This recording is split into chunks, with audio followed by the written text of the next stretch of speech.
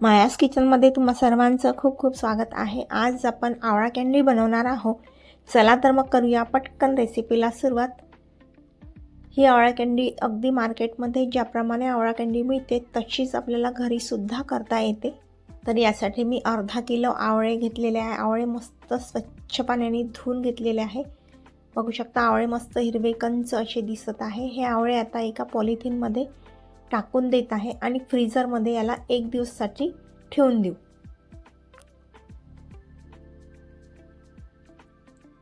Polythene छान घट्ट बांधून घ्यायची आहे। तर इथे मी दुसऱ्या दिवशी हे आवळे काढून घेतलेले आहेत। आता हे आवळे एका डब्यामध्ये काढून घेऊ। तर बघू शकता इथे आवळ्याचा कलर चेंज झालेला आहे। अगदी दगडासारखे टणक हे आवळे झालेले आहे।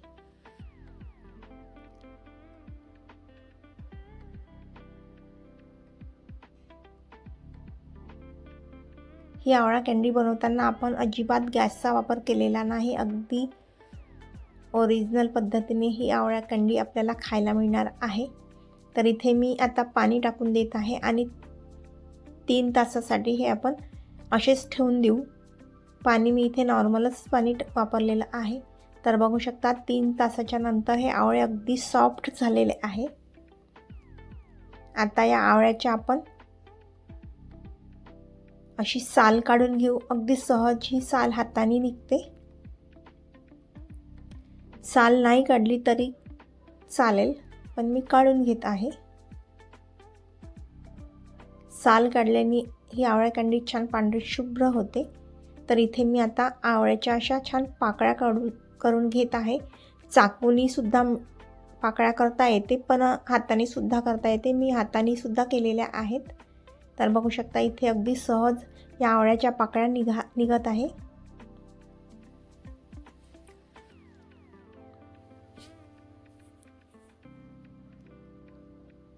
बघू शकता अगदी वेगवेगळ्या अशा या पाकळ्या छान निघत आहे। तर अशा प्रकारे मी इथे सर्व आवळ्याच्या पाकळ्या काढून घेत आहे।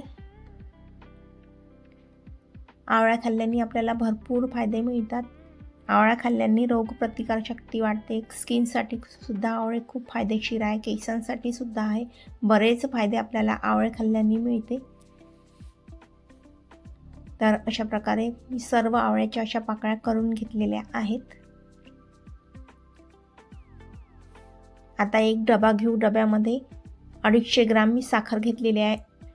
जेवढे आवळे आहेत त्याच्या अर्धी आपण साखर घेत आहोत। तर इथे मी डब्याच्या तळाशी साखर टाकून दिलेली आहे। त्यावर या आवळ्याच्या पाकळ्या टाकून दिलेल्या आहे आणि वर परत साखर टाकून देत आहे।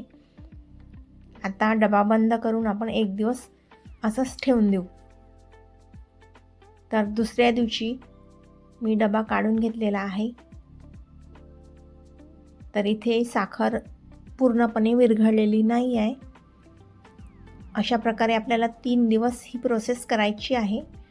आपल्याला जेव्हा वेळ मिळेल तेव्हा आपल्याला या आवळ्याच्या पाकळ्या छान मिक्स करून घ्यायच्या आहे, जेणेकरून साखर पूर्ण आवळ्याच्या पाकळ्यांना लागेल।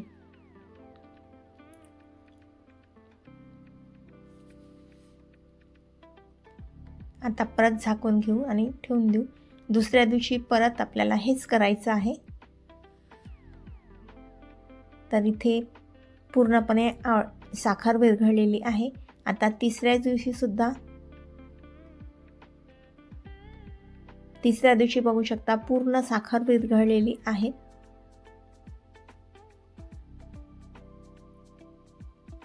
आता एका चाळणीमध्ये या पाकळ्या आपण टाकून देऊ आणि पाणी पूर्ण निथळायसाठी हे ठेवून देऊ। तर हे जे पाणी आहे हे सुद्धा आपल्याला कामात येणार आहे। आपण हे सरबत म्हणून सुद्धा स्टोअर करून ठेवू शकतो किंवा असंही पिलं तरी चालेल।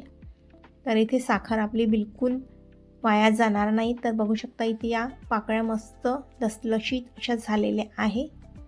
पूर्ण आतपर्यंत साखर गेलेली आहे या पाकळ्यांच्या। आता पूर्ण साखरेचं पाणी निथळलेलं आहे। आता एका ताटामध्ये या पाकळ्या आपण टाकून देऊ आणि उन्हामध्ये या वाळवून घेऊ। तर 2 दिवस आपल्याला या पाकळ्या छान वाळवून घ्यायच्या आहे। खूप जास्त वाळवायच्या नाही। 2 दिवसामध्ये पूर्णपणे पाकळ्या छान वाळतात. अगदी अशा प्रकारे इथे माझे 2 ताट झालेले आहे. तर दुसऱ्या दिवशी या 2 दिवस मी उन्हात टाकलेल्या होत्या. बघू शकता या वाळलेल्या पाकळ्या. रंग अजिबात चेंज झालेला नाही. मस्त पांढऱ्या शुभ्र अशा या आवळ्याच्या पाकळ्या झालेल्या आहेत. तुम्हाला ही रेसिपी कशी वाटली कमेंट करून नक्की कळवा. चॅनलवर नवीन असाल तर सबस्क्राईब करायला विसरू नका. बघू शकता मस्त अगदी तोडलं तर पटकन तुटत आहे. आता या पाकळ्यांवर थोडी पिठी साखर टाकून देत आहे आणि छान मिक्स करून घेऊ. मस्त पांढरी शुभ्र अगदी मार्केटमध्ये ज्याप्रमाणे आवळा कँडी मिळते तशी ही आवळा कँडी आपली तयार झालेली आहे. आता हे छान मिक्स करून घेऊ आणि या आवळा कँडी अगदी वर्षभर टिकतात.